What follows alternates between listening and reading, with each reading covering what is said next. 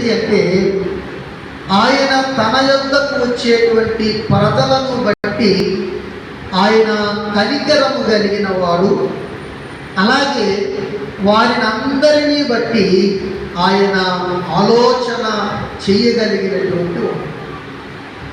ఆయన దగ్గరికి వచ్చినటువంటి వారందరిని బట్టి ఆయన వారి ప్రతి అవసరాన్ని ఎరిగినటువంటి వాడుగా ఇక్కడ మనకి కనబడుతూ ఉన్నాడు.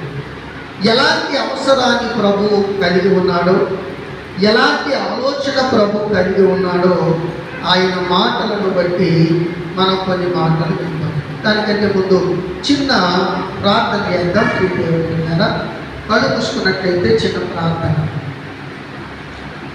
మమ్ములను మిక్కిలిగా ప్రేమించిన మా ప్రియ పరలోకపు తండ్రి, కృప కలిగిన మా దేవానికి స్తోత్రాలు. మహోన్నతుడా, నీ మహాపరిశుద్ధమైన కృపను బట్టి దేవా, ఈ యొక్క క్రితంలో 7వ ఆదివారము ఆగస్టు మాసంలో మొదటి నాయన విశ్రాంతి పునరుద్ధాన దినంలో మేము కూడుకొని ఉన్నాము.